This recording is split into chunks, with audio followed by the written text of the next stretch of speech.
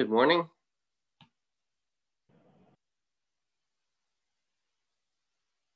Okay, so we're just going to wait for people to arrive, and then we'll start.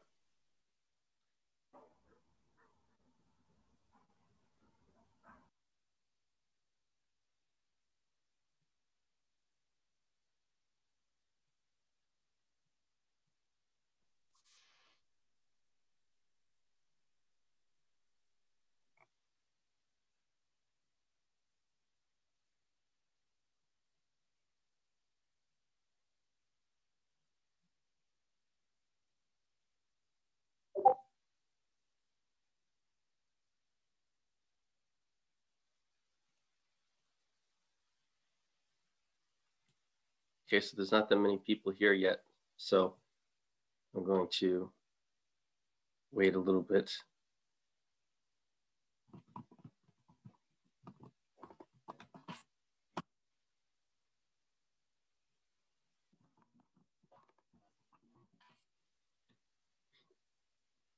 Okay, so there's only 5 people here. This isn't good. There should be more people.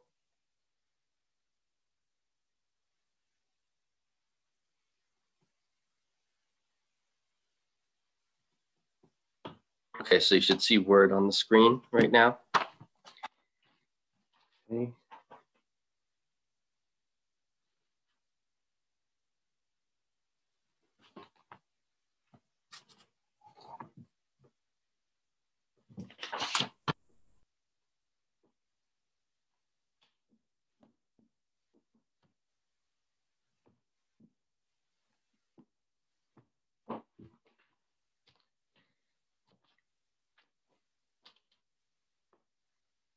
Okay, so Rochelle, I got everything. Seems that things are getting in order. I talked to the person in the office, and you should get an email. I sent you an email about it shortly. Yeah, I just saw it. Thank you very much.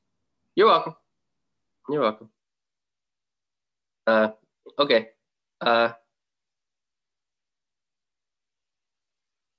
There's not that many people here. So anything I do right now, only 7 people see. All right, so I guess I'm just going to start with the lesson then. Okay, so all right, so this class, we're going to talk about tree diagrams. Okay, and so we have an example. I have an example in mind that has to do with tree diagrams. And so that will end the material on chapter 3, okay? And so test 1 is on the material we cover in chapters 1 to 3. Okay, so section 3.5, this next section is the last section on test 1. Okay, so then after that, we will talk about chapter 4, but all the material we cover in chapter 4 and moving forward is on future exams. Okay, so the material we are covering after on chapter on future on later chapters is on later exams. Okay. Okay, so this next section on tree diagrams 3.5 is the last one covered in test 1. Okay, remember test 1 is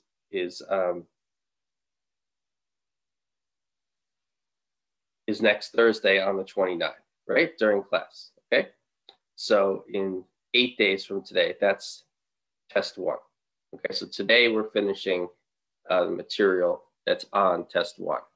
But I still have a homework I assigned that's due tomorrow, and the next homework includes this section 3.5, and that will be due early next week.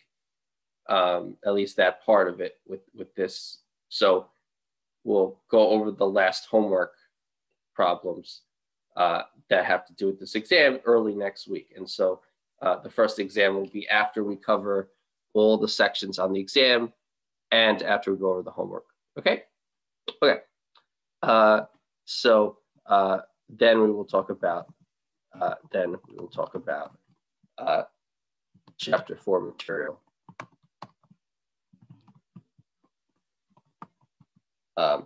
On discrete random variables and probability functions.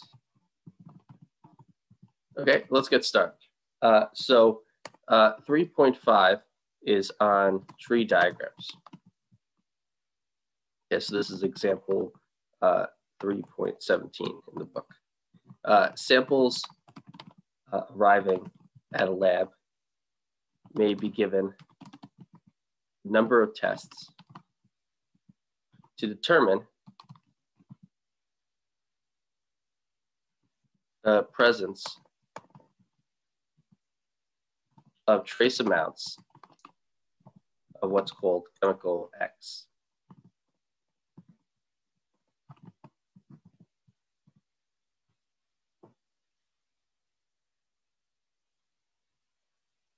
Okay, if the result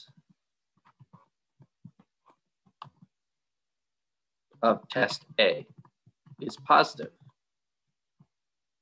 then sample is subjected to test B. Okay. If test B is positive, continue to test C. If C is positive, then the sample contains chemical X. Suppose probabilities of false positives for tests A, B, and C are 0.05, 0.10, and 0.15, respectively.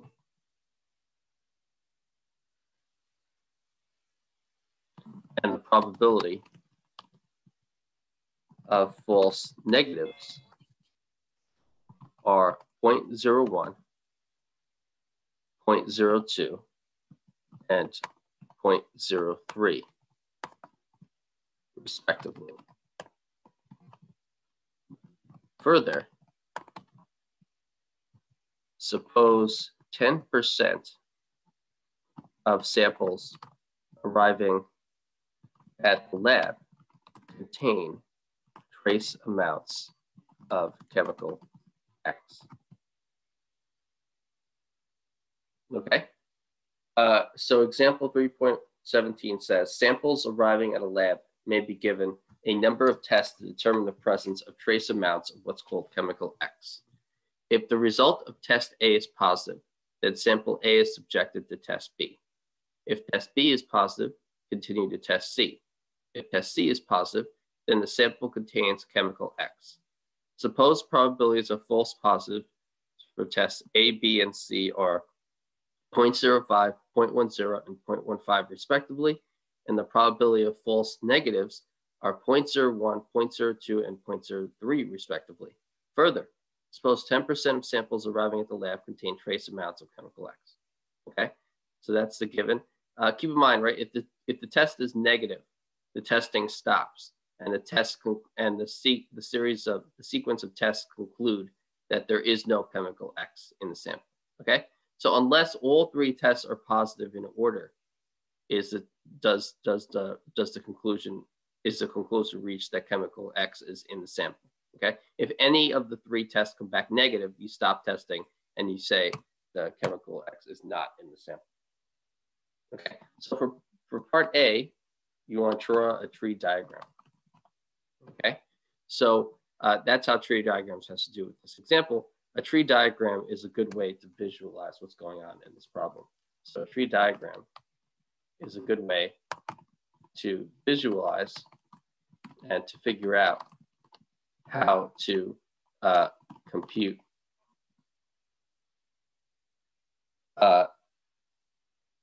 probabilities in this example. Okay, so let's go to the whiteboard. So I'm going to try to bring all this text on the whiteboard. So I'm going to copy it. Hopefully you can take a picture of this or you're writing down the example. But maybe I can give you another minute if I can't paste it. If I can paste it here, then it'll just be here. Okay, so let me see if, okay, good. Okay, so here it is. It's on the whiteboard also. So this is the same thing I wrote down. So you don't have to recopy it. But you know, if you don't have it, maybe you want to write down. Okay, so we have this situation. Okay, so we start with a sample arriving at a lab. So let's start with that, okay? So we have a sample.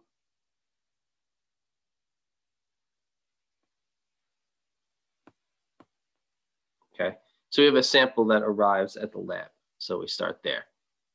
Samples arriving at a lab may be given a number of tests to determine the presence of trace amounts of chemical X. If the result of test A is positive, then sample is subjected to test B. Okay, so you read all this. At the end, it says, further, suppose 10% of samples arriving at the lab contain trace amounts of chemical X. Okay, so I'm gonna underline this in red. Suppose 10% of samples arriving at the lab contain trace amounts of chemical X. And I'm gonna start this tree diagram by doing this. I'm gonna draw 2 arrows out of this first circle that says sample. I'm labeling it as red to denote it's corresponding with this information. And I'm gonna label this circle as X plus and this circle as X minus. And what X plus means is that the sample does have chemical X in it. And X minus is going to mean that the sample does not have chemical X in it, okay? I don't mean that the lab tells you it is or isn't. I'm saying it actually does or doesn't have the sample in these two possibilities, all right? So you have a sample. X plus is the event where the sample has chemical X in it, and X minus is that it doesn't. So it says 10% of the samples arriving contain trace amounts of chemical X. And so I'm going to label this arrow with 0.10. And so 0.10 is telling you that the probability that the sample does have chemical X in it is 0.10. And I'm going to label this as 0.90 because that's the probability that it doesn't contain chemical X in it, right? Saying there's a 10% chance that the sample has chemical X also tells you that there's a 90% chance that it doesn't. Okay, so that's labeled in red. That way you can see where in the problem I'm getting this information from. I'm getting it from that part. Next, I'm going to label in blue. So after you make a choice, after a choice is made whether or not the sample has chemical X in it, we now run the sequence of tests through the sample, right, to determine whether or not it has it. And either we're correct and we make the right conclusion, but we can also reach the wrong conclusion and say that a sample that does have chemical X in it doesn't have it, right? We could think that it doesn't have it, but really it does. Or we could think it does have it, even though it really doesn't, okay? So in this situation, chemical X is in the sample, and we test it in test A, and either test A concludes that chemical X is in the sample, that's a plus. Plus doesn't mean something good, it just means that the test comes back positive. So here A plus means that, plus in the lower subscript, not upper subscript. A plus is saying that test A concludes that chemical X is in the sample, and A minus concludes that it isn't. Now, if we're going through the other possibility that chemical X is not in the sample, we run test A in that situation also, and either test A comes back positive or negative for chemical X being in the sample. And so I'm labeling all this as in blue because this is from test A, and it's saying that for test A, right, a false positive for test A is 0.05, and a false negative is 0.01. So for test A, the probabilities corresponding with test A is that a false positive, the likelihood of a false positive for test A is 0.05, and the probability of a false negative for test A is 0.01. So I have these two and A labeled in blue. Okay, next, the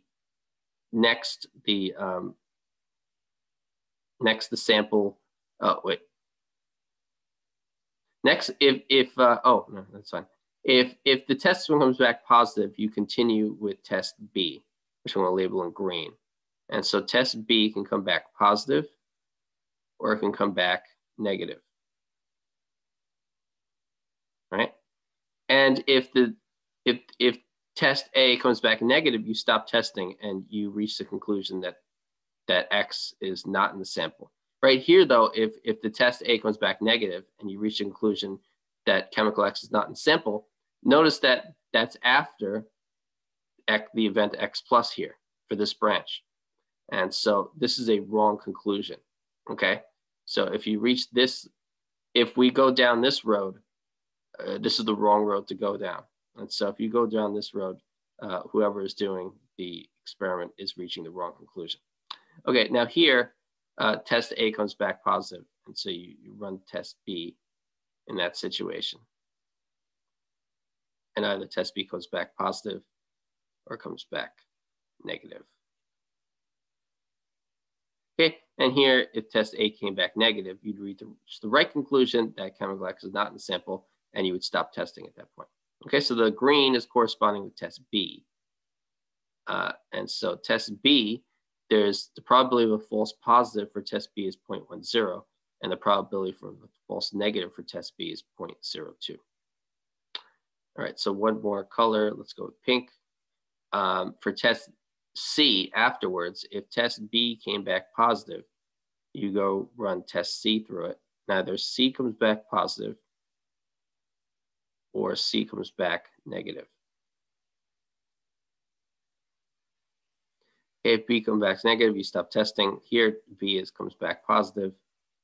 So you run through test C. And so either C is positive or C is negative.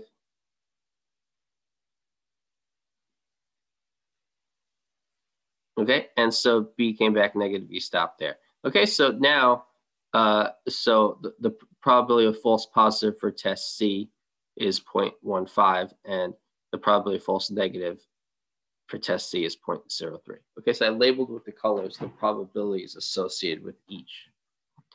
Okay, so I'm done drawing the arrows and circles. So I labeled probabilities here, and so I'm going to continue doing that. I just wanted, this was a simple 10%, 90%, so I did this one. I skipped this just because I wanted to teach you about the arrows, right? I want to focus on one thing at a time. So I've shown you how to draw the arrows in this tree diagram. Next, I'm going to talk about the probabilities. So here, if chemical X is in the sample and test A comes back positive, then that's a correct positive, right? That's a correct positive.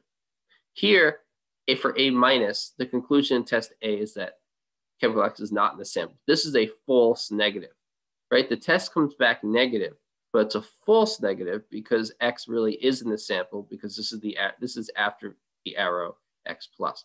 So this is a false negative. For blue, a false negative is 0.01 likely to occur, right? There's a 0.01 chance that you get a false negative for test A. But if you take the test in A in this situation, if there's a 0.01 chance of a false negative, then there's a 0.99 chance of a correct positive, right? Just the complement. This is the complement of that. So over here, so the other probability we haven't used yet, that's the hint for what you need to do, probabilities of false positives, right? A false positive is 0.05. So we're always looking for false here.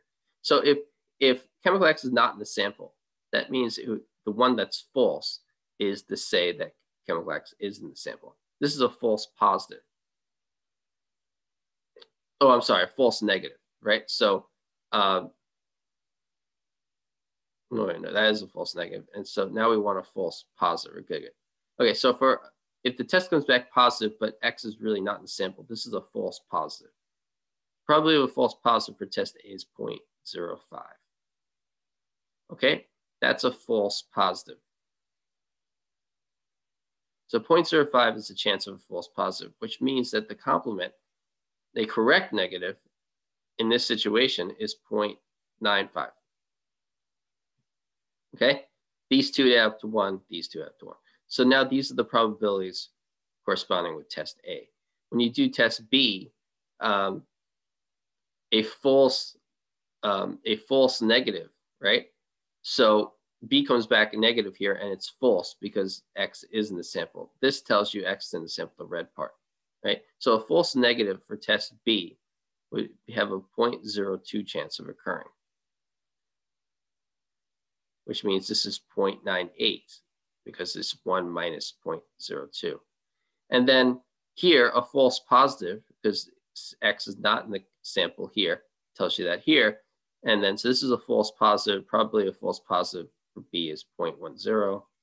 And so if that's 0.10, then the complement is 0.90. Right? This is a correct negative. Even though there's a plus here, this plus only has to do with the results of test A, whether test A is positive or negative. It's the red circle in this tree diagram. It's the red circles that are telling you whether or not chemical X is or is not in the sample. So this plus has nothing to do with whether or not X is in the sample. Actually in it, it's the red one. So since you have an X minus here, for all of the arrows after X minus, chemical X is not in the sample. And so this is a false, B plus here is a false positive because of this X minus. And so that's a 10% chance for a false positive for this arrow right here I'm pointing to now. And you get that. Now for test C, a false negative is 0.03. So this is a false negative, this tree branch, right? Because test C comes back negative, but it's in the sequence of arrows after X plus. So chemical X is in the sample, and you go over here and you get that test C is negative. So this is a false negative, and right here it tells you it's a 0.03 chance, which means that the complement is 0.97, has a 0.97 chance of happening. And then here, chemical X is not in the sample. And so saying if test C says it is, that's a false positive.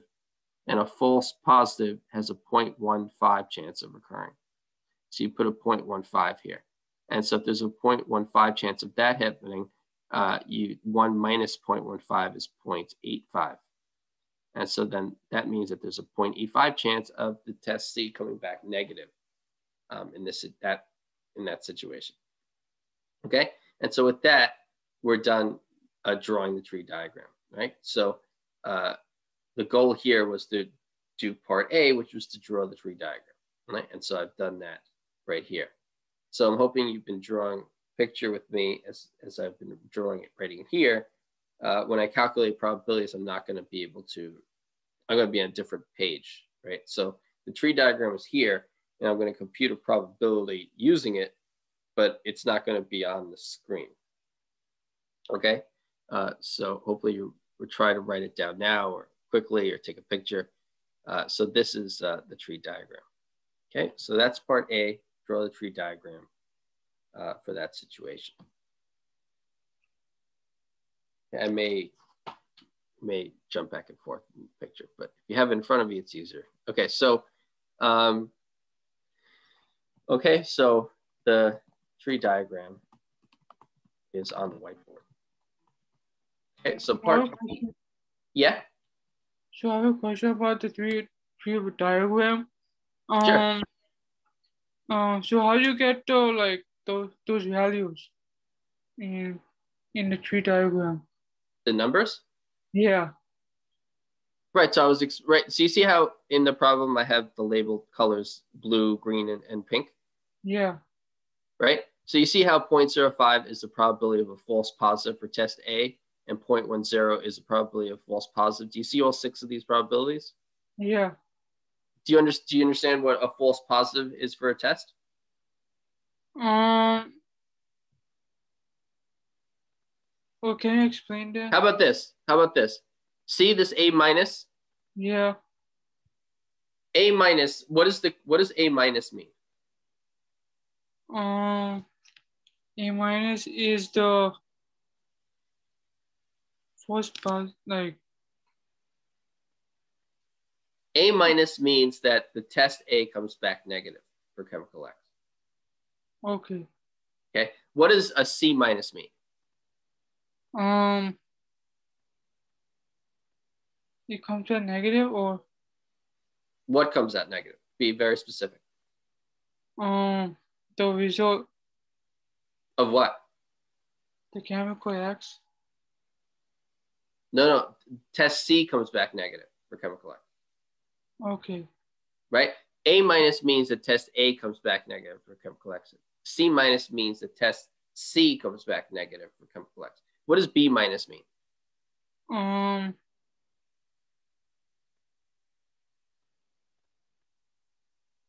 It's like it comes to negative. The P. No, so I was just saying it, right? B minus means that test B comes back negative. Oh. Right? Test A, B, and C are done in order to test whether or not a chemical X is in a sample, right? The name of the tests are A, B, and C. And either a test can come back positive, which means that the test is saying the chemical X is in the sample, or the test can come back negative, which means the test concludes that the sample chemical X is not in the sample. Does that make sense? Yeah. Okay, so then what does A plus mean? So A comes back positive. What? So repeat that. Like the sample, the test A, comes back positive. Good. Okay, and what does C minus mean?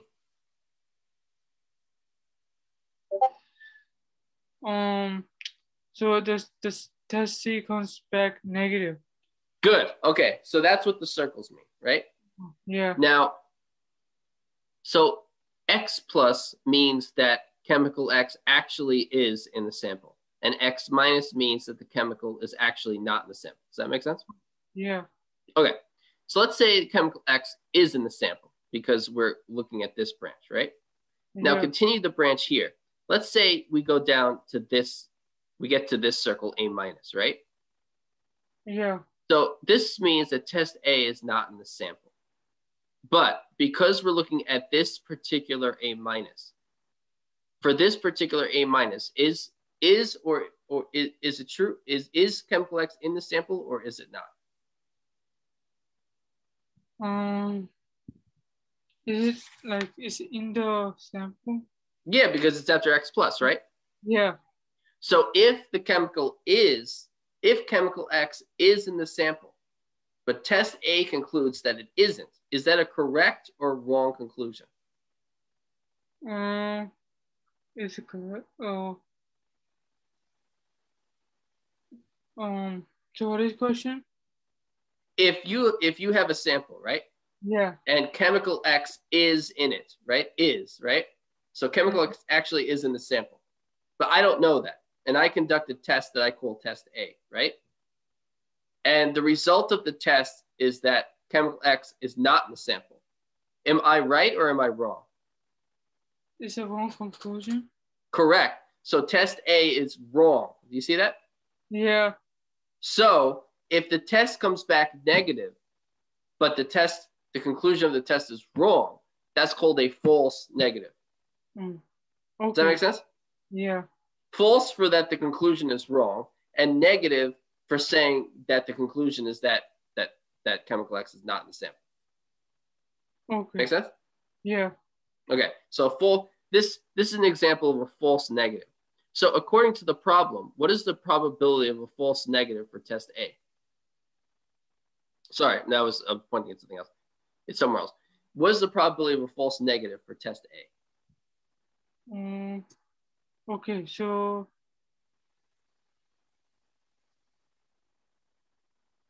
look for the word false negative in the problem. 0.1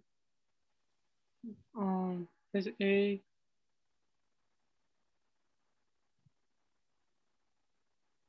Right, so what's the probability of a false negative for test A? Just so read the long problem and find it, right? What is the probability of a false negative for test A? What does the given tell you? What's the given information on that? Okay, so I can start from the beginning. So read the example, right, to yourself. What is the probability of a false negative for test A? Okay, so suppose probabilities of false positive for test A and B and C are 0.5, 0.10, and 0.05. respectively, and the probability of false negative are 0.1, 0.4, 0.01, yeah. Okay. respectively. Further, suppose 10% of sample arriving at the lab contain trace amount of chemical X. Okay, so what is the probability of a false negative for test A? So it's 0.1. 0.01, right? Yeah. Okay, so that you read it as 0.01. So it's important to read the number correctly, right? Okay. If you're reading it as 0.1, that's wrong, right? It's 0.01. So you Yeah. see how you see why I labeled this 0.01? Yeah. Because this is a false negative for test A, and the problem gives you that the probability of a false negative is 0.01. Okay. Now here for the 0.99, I can't label this probability until I label this one. So I have to do this arrow first. So after I label this as 0.01, do you see that this has to be 0.99? Yeah. Because if chemical X is in the sample, and then you run test A, right? There's a chance that you get a false negative or you don't get a false negative, right? So if the probability of a false negative is 0.01, then the other option, if there's only two options and one is false negative, then if there's a probability of if there's a 0.01 chance of a false negative, that means there's a 0.99 chance for the other thing, right? Yeah. Which in this case is a correct positive. Okay, so does that make sense? Yeah. And so now we just repeat this for everything else. But here, if chemical X is not in the sample, which is X minus, A plus is a false positive. Does that make sense? Yeah. Because you run test A plus means that test A says that chemical X is in the sample. But because it's the arrow after X minus, chemical X is actually not in the sample. So if chemical X is actually not in the sample, but test A concludes that it is, that's called a false positive. Okay. Positive because the test concludes it is in the sample, but false because the conclusion is wrong that it is. So it's a false positive. And the given in the problem is that the probability of a false positive for test A is 0.05. And so I labeled this arrow as 0.05 because that's the probability of test A getting a false positive. And then 0.95 is the probability that you don't get a false positive in that situation, which is a 0.95, 1 minus 0.05. Okay, so does the whole thing make sense now? Yeah, thank you. Okay, you're welcome. Good. So, right, the way, the easiest way to understand something like this, where you have an entire tree diagram, where you have something really big you need to figure out, is just understand the pieces, the parts, right? So if you understand what this one arrow means, and you understand what this one arrow means, right? You understand what this one arrow means and this one. If you understand what the circles mean, if you understand how to label the arrows, right, how to draw them, you learn each little thing. And then if you get each little thing, then afterwards, when you look at the entire tree diagram, the whole thing starts to make sense, right? So when you have to learn something like an entire tree diagram, don't try to figure out the whole thing in one thought, right? You're understanding each little thing and then putting it together. So understand the circles, understand the arrows, understand how to draw the arrows, understand how to label the arrows, and then you can look at the whole thing and it all makes sense. Okay, so that's the tree diagram. Okay, so for part A, it's draw the tree diagram. So that was a very good question. So part B says find the probability the lab falsely assumes presence of chemical X in the sample. Okay. So falsely assumes means that they incorrectly conclude that chemical X is in the sample. Okay. So what the lab falsely assumes is really what the lab falsely concludes, right? From the three tests, right? Right. If I run a test and the test tells me that chemical X is in the sample, then I'm going to begin to assume that chemical X is in the sample. That's what that means. It might be a little confusing. Okay, so find the probability that the lab falsely assumes presence of chemical X in the sample. that means that we want to find the probability of the lab, that the lab falsely concludes that chemical X is in the sample, basically. Okay. Okay, so what this means is we want the probability that the lab falsely concludes that chemical X is in the sample. Okay, so the probability that the lab falsely assumes presence of chemical X. That's what we're going to find. And the equal sign here is continuing. This is starting this. Okay, so probability that the lab falsely assumes presence of chemical X. It falsely assumes the presence of chemical X. So if the lab concludes that chemical X is in the sample, but that's false, then that would mean that we're looking at the situation that chemical X is not in the sample, right? Right? So I'm going to put a check next to X minus, because in part B, we're looking at the situation where the lab falsely assumes presence of chemical X. So in order to be false about saying chemical X is in the sample, you then, working backwards, you then have to realize that chemical X is not in the sample. Okay, so it's a false, probably a false positive. The probability well, it's probably the lab says that chemical X is in the sample, but that's false. Okay, so in order for the lab to conclude that that chemical X is in the sample, is a tongue twister, all three of the tests have to come back positive. So test A has to come back positive, and test B, and test C. And so I'm putting checks next to all the things that have to happen in this situation. So what we want is the probability that chemical X is not in the sample, and then test A comes back positive, then test B comes back positive, then test C comes back positive. Okay, so this is the check is next to all the things that have to happen in order for the lab to falsely assume presence of chemical X. Okay, so the probability that the lab falsely assumes the presence of chemical X is the following. Professor? You have a question? Will we use Bayes' theorem here to calculate the probability? So this is a conditional probability, right? Situation. So well,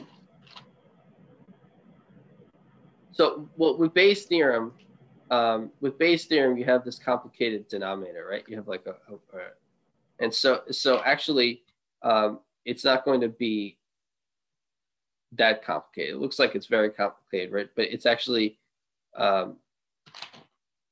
it's a little less complicated than that. Let me show you what happens here. But so we want the probability that lab falsely assumes presence of chemical X. Let's go back to the whiteboard now, because we just have to think a little bit abstractly here. Okay, so the probability that the lab falsely assumes chemical X, assumes presence of chemical X, is the probability that the lab concludes presence of chemical X, given that chemical X is not in the sample. That makes sense? I'm going to capitalize not, just to emphasize it. Okay, so the probability the lab falsely assumes presence of chemical X is the probability that the lab concludes the presence of chemical X given that chemical X is not in the sample. Okay, so your given event is that chemical X is not in the sample. Okay. right? So the notation we used in the tree diagram is the following, right? That event A plus is the event of test A is positive, right?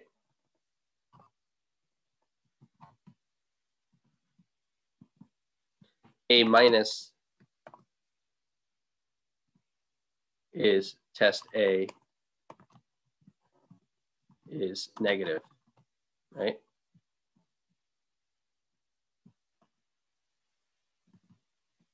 And then B plus is test B is positive. And then B minus is test B is negative. C plus is test C is positive, and C minus is test C is negative. All right, we also had the notation X plus, which is chemical X is in the sample, and we had X minus, which is chemical X is not in the sample.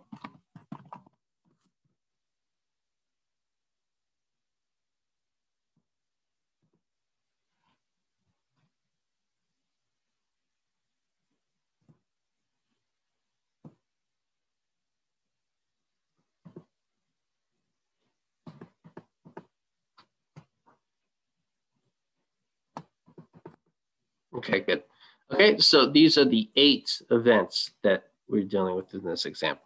So we want the probability the lab concludes presence of chemical X given that chemical X is not in the sample. Okay, so the probability the lab concludes the presence of chemical X is A plus, probability of A plus and B plus and C plus, right? That tests A, B, and C come back positive given that chemical X is not in the sample. So we want the probability of A plus, B plus, C plus given X minus. Okay? Well, then that's equal to the probability from an earlier theorem that probability of A plus given X minus times the probability of B plus given A plus X minus times the probability of C plus given A plus B plus X minus. Okay, so that's equal to probably A plus given X minus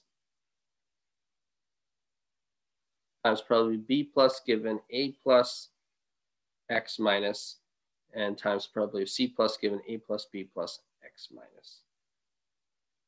Okay. So please have this written down, at least this part, right? These 3 probabilities, I want to look at these 3 probabilities. Now, what we have is that the probability we want is equal to the product of these 3 probabilities, right? But if you look at the whiteboard, maybe I can put this over here in the text. See if the text allows me to add this.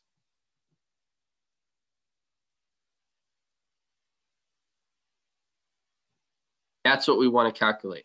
The probability of A plus given X minus times the probability of B plus given A plus. That's A plus because it's a minus sign there. sorry, this is the probability of A plus given X minus times probability of B plus given A plus X minus times the probability of C plus given A plus B plus X minus. Okay, so the subscript, those lines are just for subscript notation. It's the plus or minus after it that tells you it, okay?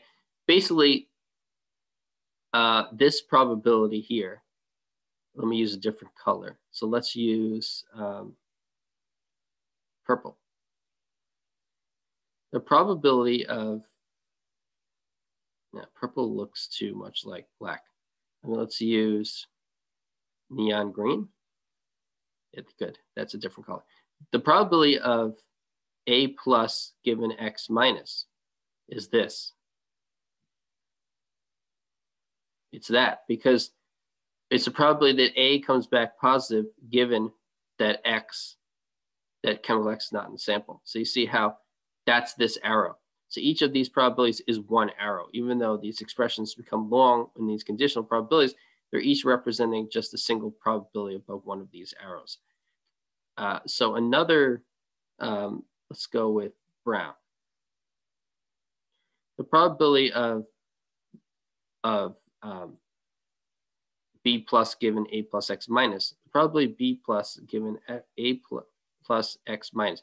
That's if B comes back positive, given that what already happened was A came back positive and X came back and chemical X is not in the sample. So see how this is this arrow. And then the third one, I'm going to label as light blue. And that's the probability that C came back positive, given that A plus and B plus came back positive and X is not in the sample. And so that's this probability. And so what we found is that the probability we're looking for is the product of those three probabilities. The product of those three probabilities is just the product of these three numbers. This green number times this brown one times this light blue one. Okay, so the probability that the test concludes chemical X is in the sample, given that X is not in the sample, is that you're already past this point, that X is not in the sample, and then you just want to go through these three arrows. This one, then this one, then this one. And so the probability of all three of these things happening is the product of these three probabilities. So if you get the answer just looking at the tree, if you're thinking of how the problem works, it's easier to see it in the tree diagram because you're given that chemical X is not in the sample. And given that, you start here, right? You now ignore, I'm going to erase this, but I'm just going to do this temporarily. You now forget about this, right? Because you're starting here, right? You're starting at this point. Chemical X is not in the sample. You're assuming chemical X is not in the sample, and you want to get to the point where the test says it is. And so you just follow these three arrows, and now you've reached the end where you conclude that chemical X is in the sample, but it's false because it wasn't. You assumed that it wasn't. So the assumption is where you start. The chemical X is not in the sample. And at the end is the thing you want to, which is this, what happens is that you assume X is in the sample after all three tests come back positive. So this probability times this one times that one. So it's much easier to see it in the tree diagram. Okay, I'm going to erase just the scribble I put over it. Just that. Okay, so now we're here. So we're just multiplying these three probabilities. Okay, so I'm going to go to the word again. So the probability that A comes back positive. So I'll put the arrow here. So probably A came back positive given that X is not in the sample. That if you understand this better, you can also see it this way, that this is a false positive, right? A plus given X minus is a false probability of a false positive, right? False positive for test A is 0.05, right? The probability of B plus given A plus X minus, well, that's B comes back positive, but it's not in the sample. So this is a false positive for test B. So a false positive for test B is 0.10. And then here, test C comes back positive, but X was not in the sample. This is a false positive for test C. And the probability of that is there's a false positive. So a false positive, the probability is 0.15. Okay, and so then you multiply those three probabilities, 0.05 times 0.10 times 0.15, and you get 0.00075. Okay, that's the probability the lab falsely assumes presence of chemical X.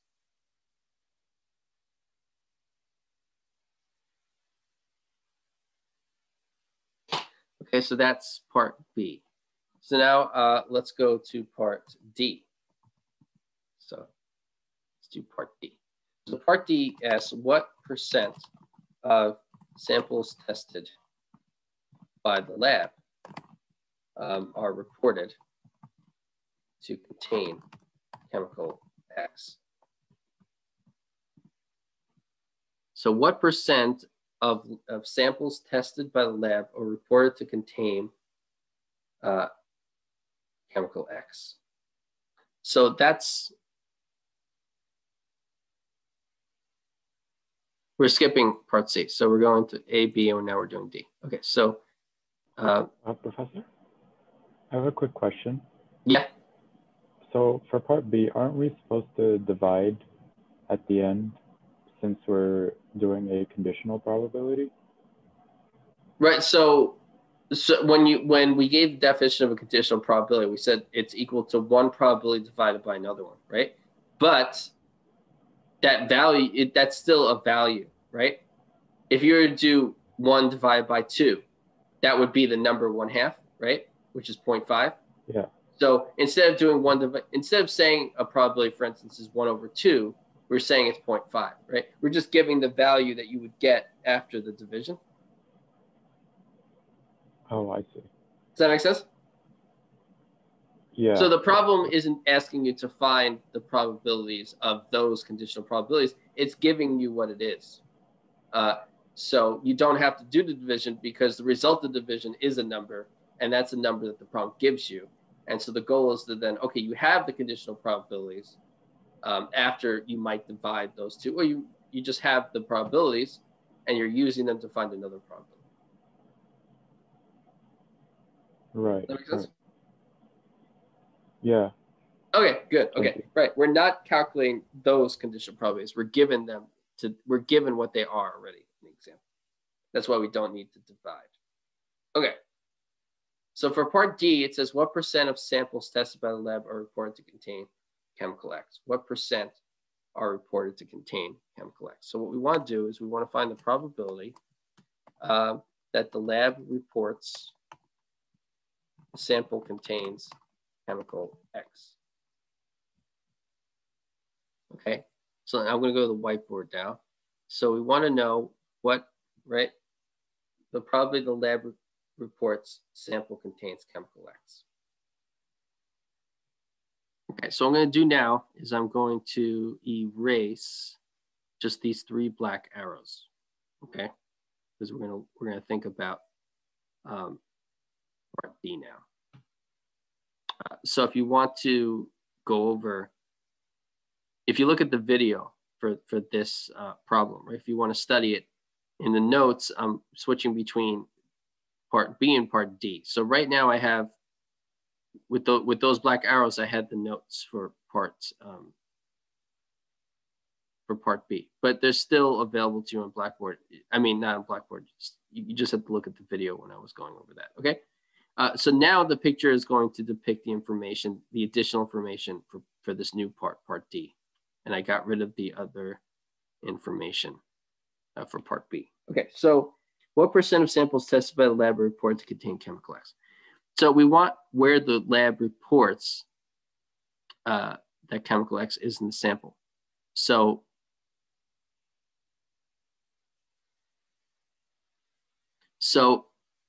in order for, that means the test came back positive, right? For all 3 of these. So working backwards, these are the things that would, this is one situation where chemical X is in the sample and tests A, B, and C come back positive, and the lab reports that chemical X is in the sample and they're right. The other possibility is that the lab reports chemical X is in the sample, right? Because all 3 of these tests come back positive, but chemical X actually isn't. So there's two possibilities, right? The lab either reports that chemical X is in the sample, and it is, and they're right, or the lab reports that chemical X is in the sample, but they're wrong. Chemical X actually isn't, right? So there's two possibilities. Like there's two things, there's two ways that this can go, right? When the lab reports that chemical X is in the sample, there's two possibilities, either they're right or they're wrong, right? There's no intersection. They can't both be right and wrong at the same time. It's not neither, right? There's no way that they can both not be right and not be wrong. Exactly one of them happens. Either they're right or they're wrong. No overlap. Okay. And so there's a clear distinction between these two possibilities. Okay. So when the lab reaches the conclusion that chemical X is in the sample, either chemical X already wasn't, or chemical X already wasn't there, right? When the lab conducts the experiment starts with chemical X either already being there or already not being there. So you're assuming, you're going to assume either, okay, assuming that chemical X is in the sample, what are the chances that the lab reports it is? And assuming chemical X is not in the sample, what is the likelihood of the lab saying it is there? Okay, so we want the product of these three probabilities, this times this times this, plus this times this times this times this. So this times this times this, plus this times this times this. That's the probability or likelihood that the lab concludes that chemical X, that the lab reports that the sample contains chemical X. Okay, so let's go back to the to Word. It's easier to see it in the tree diagram, but so that's why I did that first. Okay, so the probability lab reports sample contains chemical X. Well, there's one situation where X is in the sample, right? And then there's another either it's given that the sample, that chemical X is in the sample, or it's given that it isn't. Now, right, so if chemical X is in the sample and the lab reports it contains chemical X, then that would only happen if A came back positive and B came back positive and C came back positive. And here, if chemical X is not in the sample, in order for the lab to report it is, A would also have to become positive here, B would then be positive, and then C would then be positive. Okay.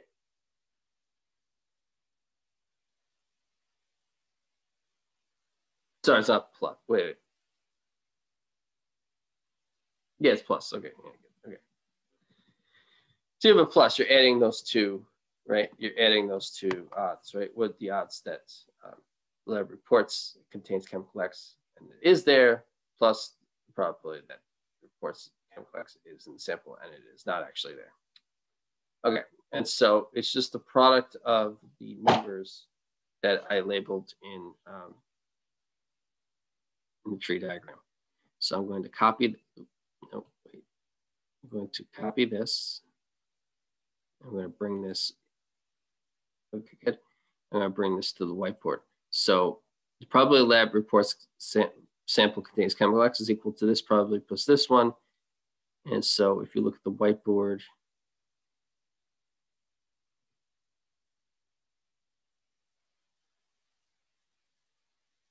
right, this is what we want to find, right? And so the probability of, now I'm thinking back, I'm going to recircle this. So in brown, I circled those three numbers, which I left those circled. The product of these three is the probability that A is in the sample and A comes back positive and B and C given that X is in the sample. That's the product of those three. And then the probability that A, B, and C come back positive given that X is not in the sample is the product of this probability times this one times this one. Okay? So this probability is the product of those three numbers circled in brown. And the probability, this probability circled in green is the product of these three probabilities I circled in light green. Light green, see? Dark green is for the arrows in the tree diagram. The light green is for this probability. Okay, and so now you just plug in, for this probability, you plug in the product of these three numbers, and for this probability, you plug in the product of those three numbers.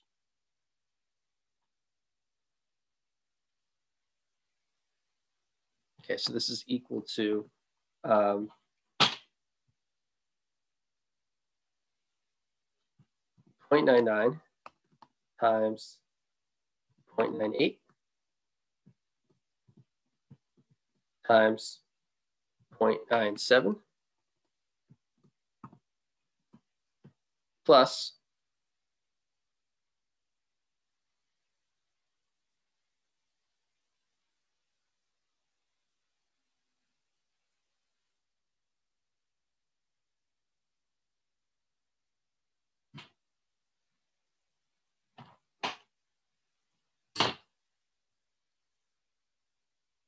oh, I'm sorry. I made a mistake. Wait. Okay, so okay, I was wondering this for a moment when I was doing this. Okay, so sorry, I had to correct something here. Okay, so I circled this. You should be multiplying this probability. Okay, sorry. This you should be for this brown prob.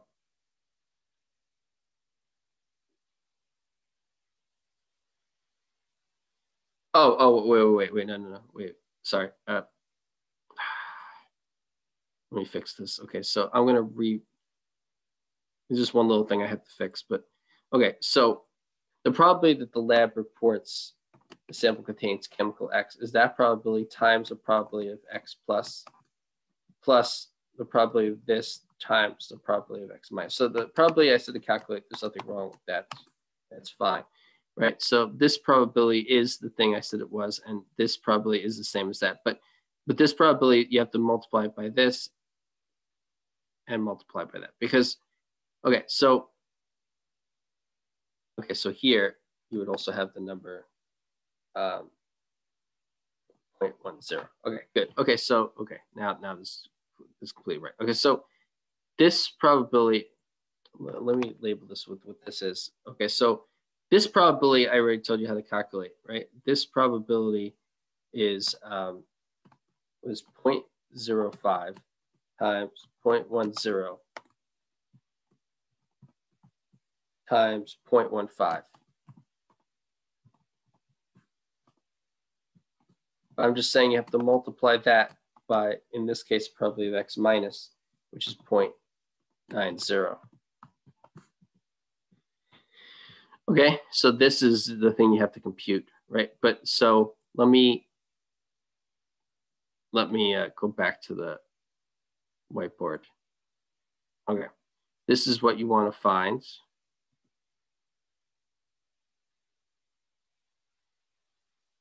Okay, because, okay, so this thing I already did. So you know what, I'm gonna keep this in brown. Oh, wait.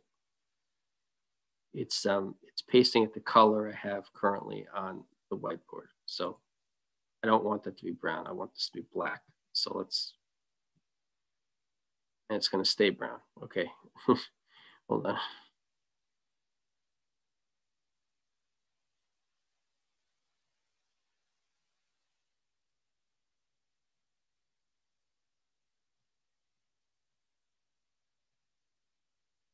Hold on. Look.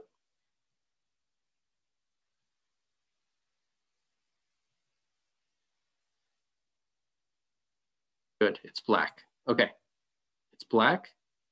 I'm going to go to Word. I'm going to copy it again. Now I'm going to go to the whiteboard.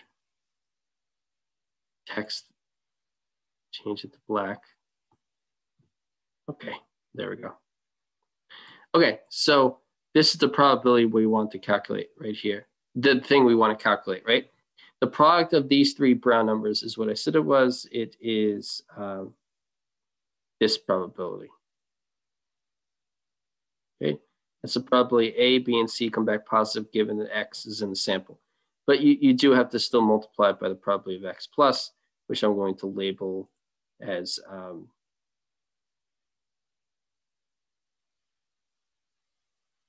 orange.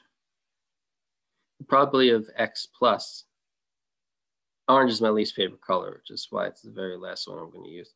And so then that's 0.10. So one possibility is you just start with the sample. So you start here, right at the beginning. And then you start at the beginning and, you know, the test comes back positive, but it comes back positive where along the way chemical X is in the sample. So it's the probability that X is in the sample times the probability that given X is in the sample that A, B, and C come back positive.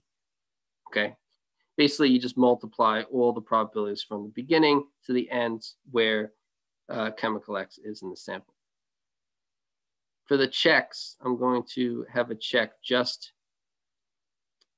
at the end.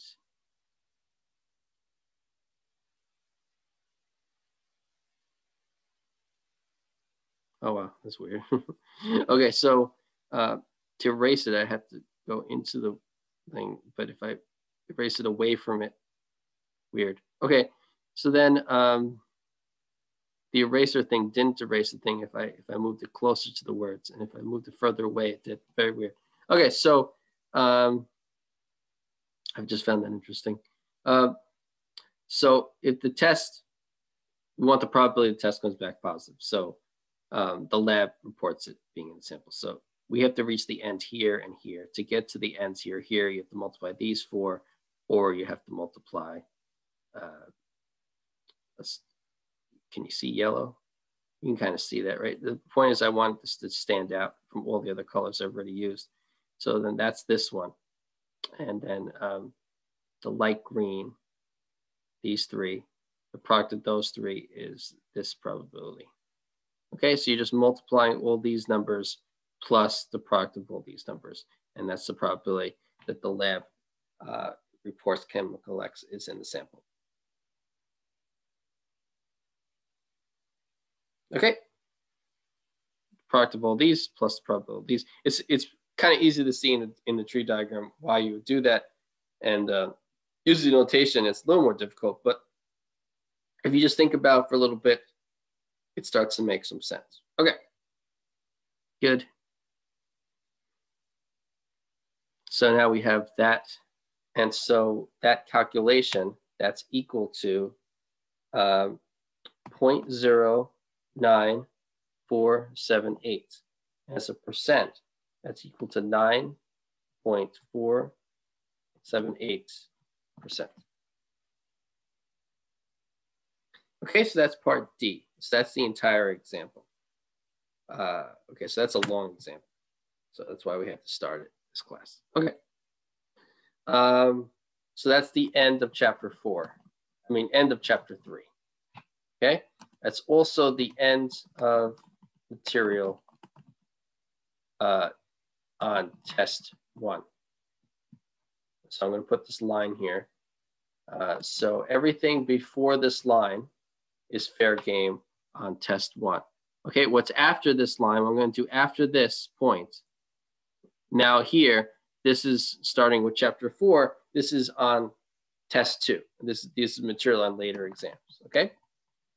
So now this is not stuff on the first exam, but you need to know it. It's going to be on the second exam.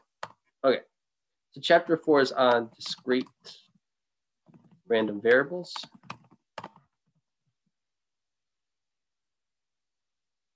And probability functions, right? Just to reiterate, I'm going to write it here, right?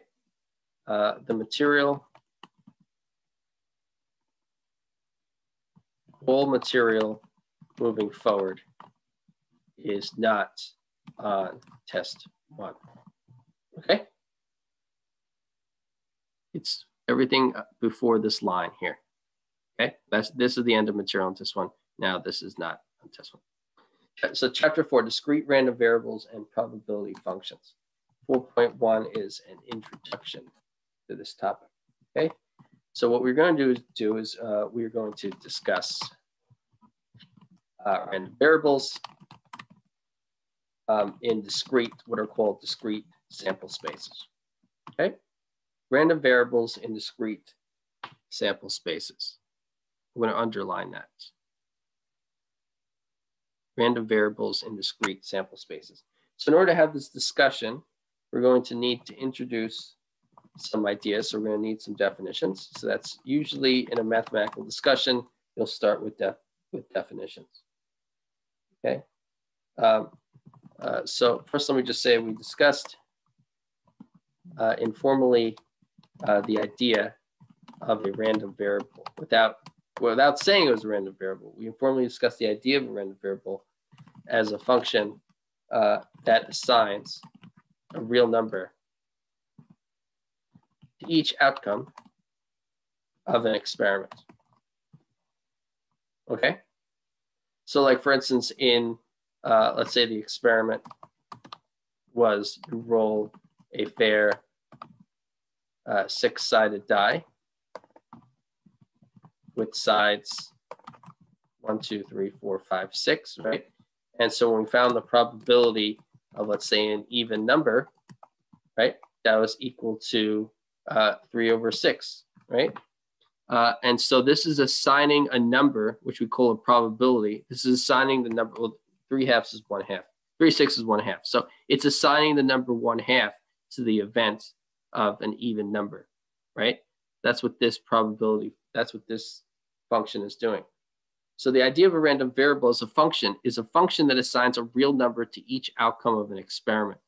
So for this outcome of an experiment, even number, we assign the number 1/2. Oh, wait, sorry. So that's a probability function. Wait. So that's not what I want to say.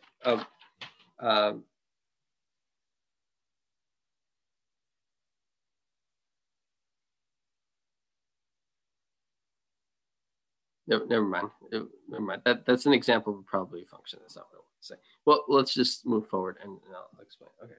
I have the explanation, better explanation for what I already planned I was going to do. Okay, so if we let x denote the random variable that is the sum of values of 2 dice, then x assigns value 4 to the outcome 1, 3. So x of 1, 3 is equal to 4. Okay, so if we denote the random variable that is the sum of values of 2 dice, if we let x denote the random variable that is the sum of values of 2 dice, then x assigns the value 4 to the outcome 1, 3. So x of 1, 3 is 4. Okay, so x is a function where the input is an outcome of this experiment, and the output is the sum is a function of the outcome, right? So if you were to draw a machine diagram of this function, okay, let me see if I can copy and paste this in the whiteboard. Okay, x denotes the random variable as the sum of values of 2 dice. X assigns the value 4 to the outcome 1, 3, right? So the next page, let's see if I can. Okay, good. That's what I wrote down. Now I'm gonna help you visualize what a random variable is, and specifically this one with a picture. So I'm gonna use, actually let's use purple just to so it catches your eye, so it helps you be interested. Okay, so you have this is called the machine diagram representation of a function. X is our function. Okay, the function has an input, and this function has an input and an output. Let's say the input is an outcome of this experiment, which is 1, 3. Right? 1 is the first dice roll, the result of the first dice roll. 3 is the result of the second dice roll. The order in the ordered pair tells you which dice you're talking about, right? The first coordinate is telling you the value for the first dice you roll. The second coordinate is telling you the value of the dice of the second dice you roll. So 1, 3 is an input of in this random variable we call x, okay? And the output is the sum of the first and second roll. So it's 1 plus 3, which is 4. And so this random variable x, if you input 1, 3 into it, the output is 4. Okay, so here this is showing how the random variable x is a function where if you input 1, 3 into it, the output is the sum 1 plus 3, which is 4. Okay, and then in another situation, if you were to input, if you had the function x, if you had the random variable x, now instead of saying function, it is a function, but I'm just going to call it a random variable x. Let's say for the random variable x, you inputted 2, 2.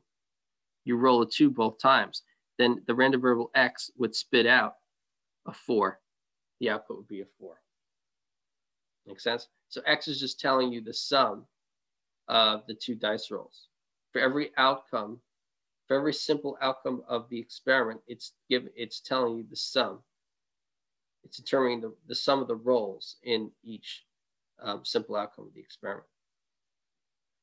Okay, so that's visualizing a random variable x, which is a function. Okay, where the input is a simple outcome and the output is a function of that simple outcome. Okay, so in general, x of I comma j is equal to I plus j. And this is for I equaling to 1, 2, 3, 4, 5, 6. And j equaling to 1, 2, 3, 4, 5, 6. Okay, so x of I comma j equals I plus j for I and j between 1 and 6 inclusive. If x, so this is one example. It's an example of a random variable, capital X. Here, this is another example of a random variable, capital X.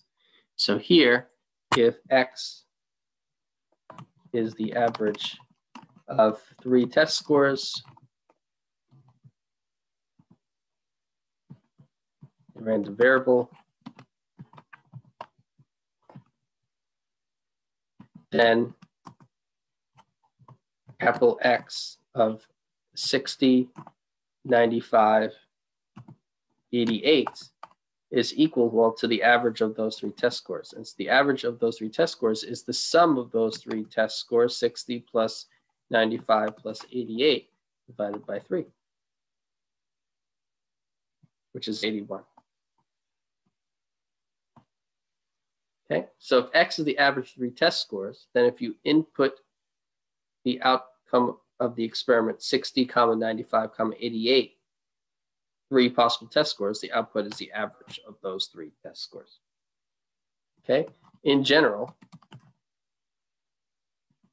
in this case,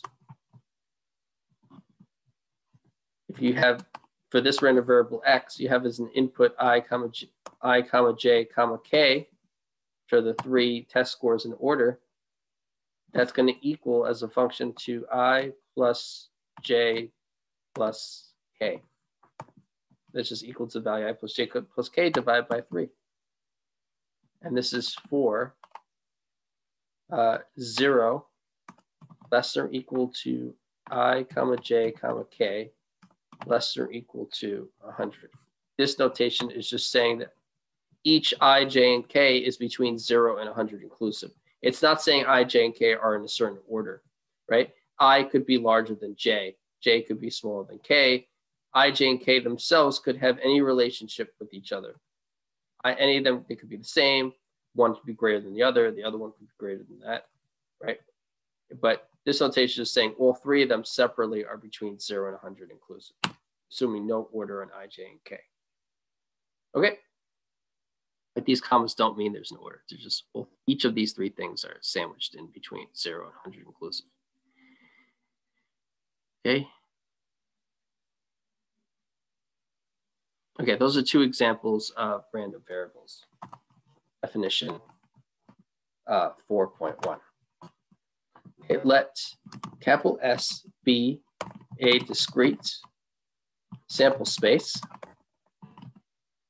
with probability set function P. Let capital X be a function that assigns a real number to each sample point in a sample space X. X is called a random variable. In particular, it is called a discrete random variable. Because S is a discrete sample space. Okay, so let S be a discrete sample space with probability set function P. Let X be a function that assigns a real number to each sample point in a sample space X. X is called a random variable. In particular, it is called a discrete random variable because S is a discrete sample space. And so before I explain all of that, let me just give an additional definition of what a discrete sample space means. So, explain X. I'll just call it definition. Definition: a discrete set, in this case, a sample space, which is a set. As an object, a sample space is a set. A discrete set is a set that is either finite or countably infinite. A discrete set, in this case, a sample space. In this case, a sample space is a set. In this case, we're talking about, in this case, in our discussion, we are talking about a sample space, which is a set, right? So a discrete sample space is a discrete set. A discrete set is a set that's either finite or countably infinite. Here's another definition. Okay, a set that is countably infinite is in one-to-one correspondence with the positive integers. That means that there exists a bijective function from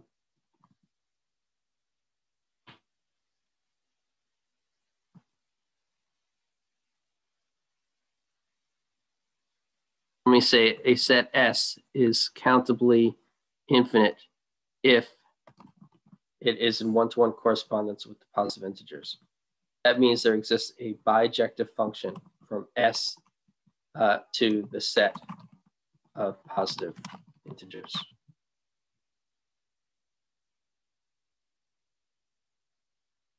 I could relax bijective function a little bit, but let's just say bijective function because you could do that. Okay, so that means there exists a bijective function from S to the set of positive integers.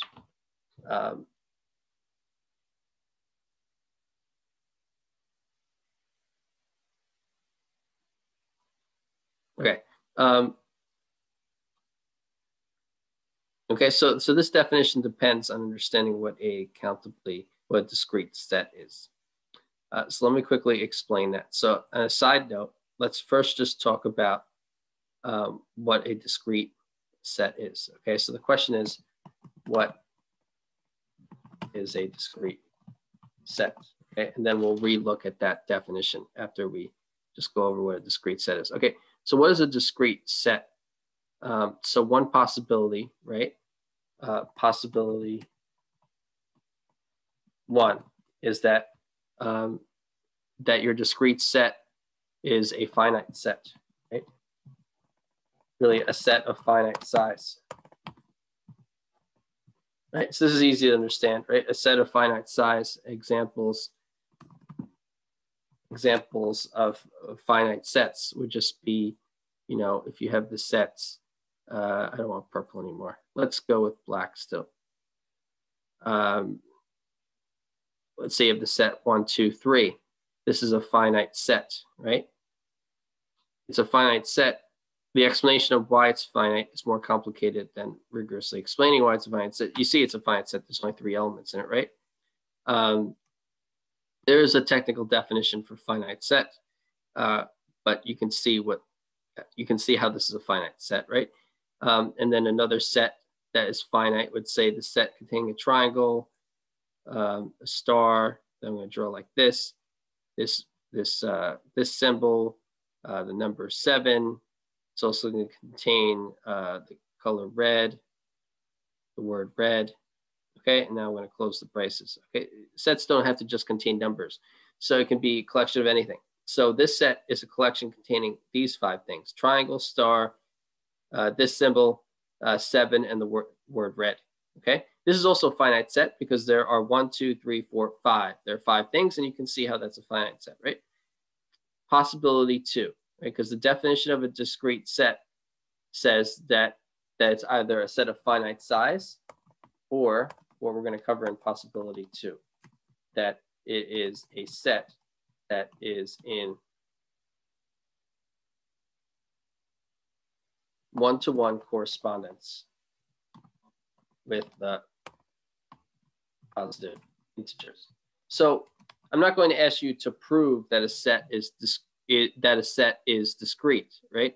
I want you to just recognize which sets are discrete and which sets aren't, so that you could know which experiments have discrete sample spaces and which ones don't.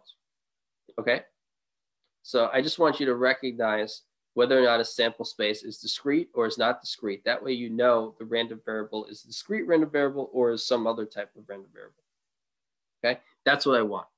So what is the discrete set? It's either a set of finite size or it's a set that is in one-to-one correspondence with the positive integers. And so a set of finite size you would recognize. You could see that. Now the question is, what is the set that is in one-to-one correspondence with the positive integers? So let me first write the set of positive integers, right? The set of positive integers are 1, the set contained numbers 1, 2, 3, 4, 5, 6, 7, 8, 9, that's a 7, it's a 9, 10, 11, I just want to make this clear, right? 12, and then you can't even write all the numbers, so I'm going to dot, dot, dot, and then it continues. There's a dot, dot, dot here, dot, dot, dot. Okay, that's the set of positive integers, right? I almost wish I used a different color for this, and I'm going to now. So I'm going to rewrite this, sorry. I'm going to rewrite this in another color, and I'm going to label this as red. The positive integers, right? Positive integers. So the set of positive integers I'm labeling in red. 1, 2, 3, 4, 5, 6, 7, 8, 9, 10, 11, 12, dot, dot, dot. Okay, that's the set of positive integers. Okay, that's the set of positive integers. So a set that is a one-to-one correspondence with the positive integers. So let's look at the set of even numbers. Let's look at the set of positive even numbers. 2, 4, 6, 8, 10, 12, 14, ... Use the set of positive even numbers, right? And the dot, it keeps going. Now, you can see that these numbers are a strict subset of these, right? All the positive even numbers are in this set, and the set has even more numbers than that, right? The set of positive integers is 1, 2, 3, 4, 5, 6, 7, 8, 9, 10, 11, 12, and so forth. The set of positive evens is 2, 4, 6, 8, 10, 12, 14, right? Your first thought might be that set is smaller than the other set, right? Because the one in black, all of its elements are in the other set, and that set has more things, right? But oddly enough, these two sets are the exact same size. It's weird. When you're dealing with infinite sets, you can have one box with a certain amount of things in it. You can have another box where you take all the things in the first box, put it in the other box, put more things in it, and they're still the same size. Weird. But the red set and the blue set are actually the same exact size, and here's why. If you take the set of positive integers and you take the set of positive evens, look at each positive even number. Match it with these numbers. Match 1 with 2, match 2 with 4, match 3 with 6, match 4 with 8. So in this situation, if you think that the black set is smaller than the red set, or you think the red set is larger than the black, you're wrong. They're the same size. And so here I'm showing it to you. So these numbers, they're in one-to-one correspondence. 1 corresponds with 2, 2 corresponds with 4, 3 corresponds with 6, 4 corresponds with 8, 5 corresponds with 10, 6 corresponds with 12, 7 corresponds with 14. We can keep going. 8, 16, 9, 18, 10, 20, and so forth. This will continue to infinity.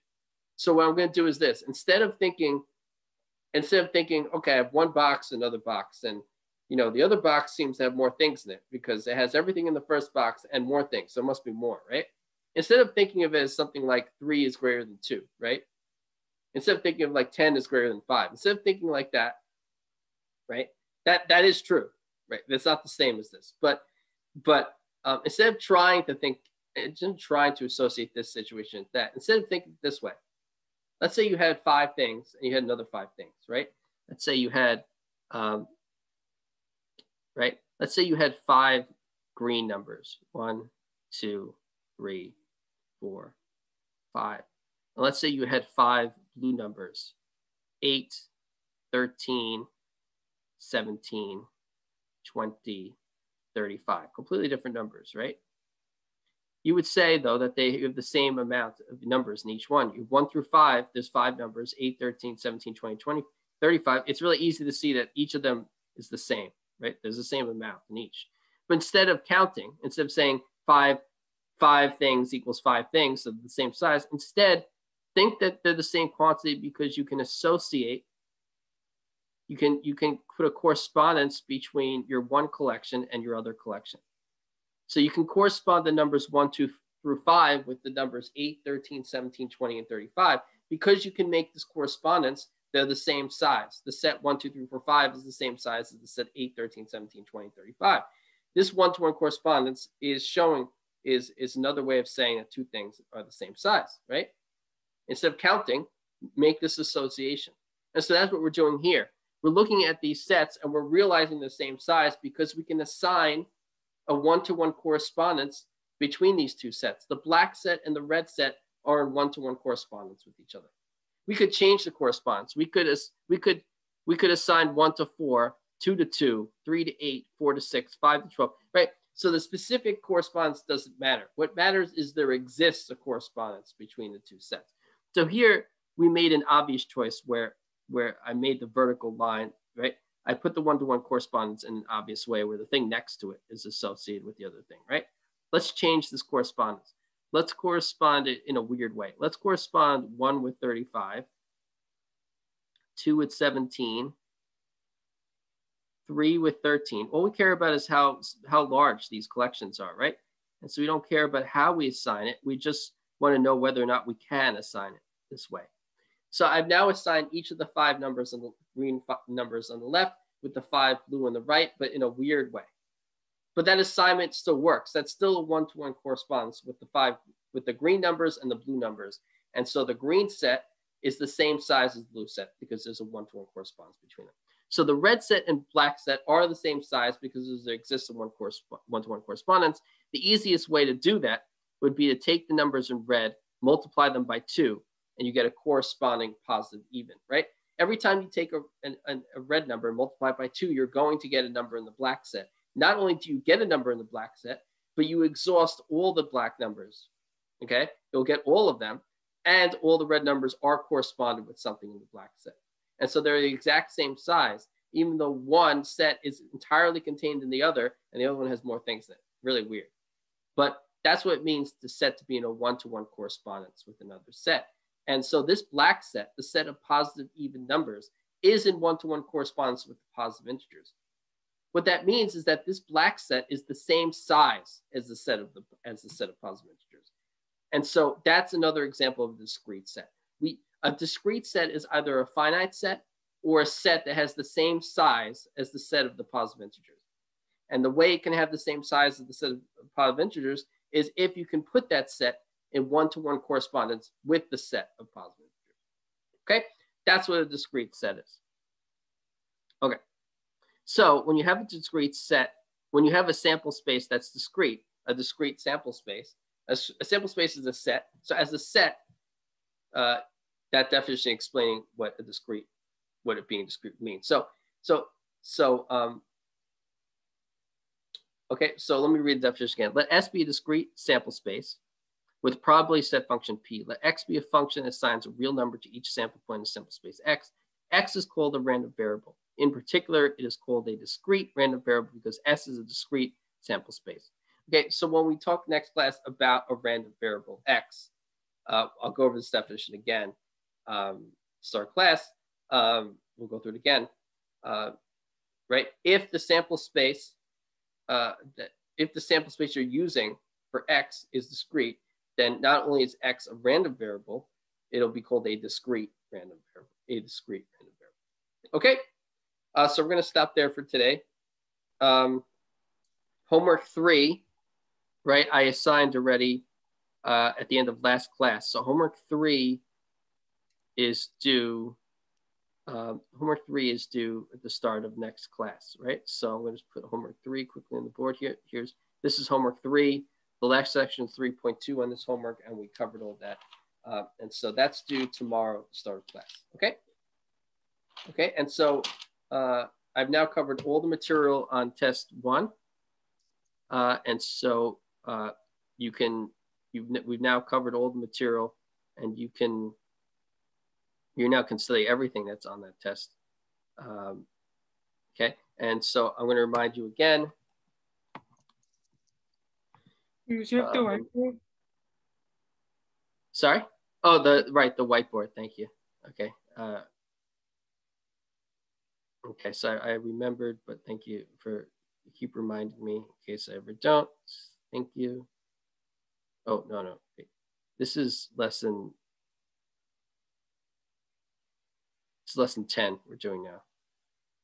Okay, so what I'm just doing is I'm just going to copy the same reminder exactly the way I wrote it. So it's exactly the same. Where are we? We're doing lesson 10. Okay, here we go. Reminder. Test 1 is on July 29th during class from 10 a.m. to 11:34 a.m. Okay? Okay, all the same information applies about how the exam's being proctored and what's on the exam. Okay, we're going to stop there for today. I'm just saving the whiteboard now. We're done as a PDF. Okay, the whiteboard is now saved. Stop sharing. Okay, so have a good day, everyone, and I'll see you tomorrow. Remember, the homework 3 is due tomorrow. Bye. Have a good day. Thank you for being here.